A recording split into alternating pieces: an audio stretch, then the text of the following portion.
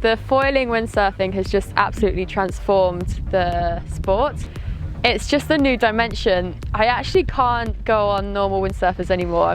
It's not that fun, not that thrilling, and actually I had to retire from my last Olympic campaign through an ankle injury, so I couldn't get back on the water, and the foiling actually has allowed me to get back because I don't have the impact on the water anymore, so it's much more injury friendly and much less impactful for your body, and the feeling of flying above the water is just incredible. Like, I dream of it every night.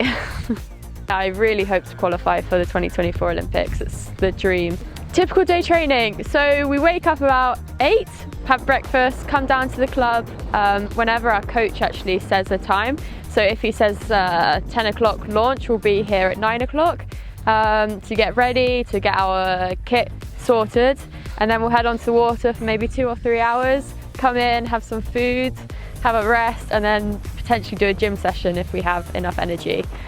We also love like the local bars and cafes, and we've perfected the best coffee here, so we know where to go. Lanzarote is perfect. We actually don't want to leave. We're really enjoying going across the island to places like El Golfo to surf, or to Famara, Costa Teguise. Like, it's just the paradise for water lovers. Flat water conditions for winging, or you've got big surfs in the northwest in Famara, or in Costa Teguise you have some reefs you can go supboarding on. Like, it's just perfect. We're also really enjoying the local cuisine, like the food. There's Saskia and I are actually celiac, so we're not allowed wheat and gluten, and we found the whole town and island actually to just be fantastic. One of the best places we've ever been to eat safely.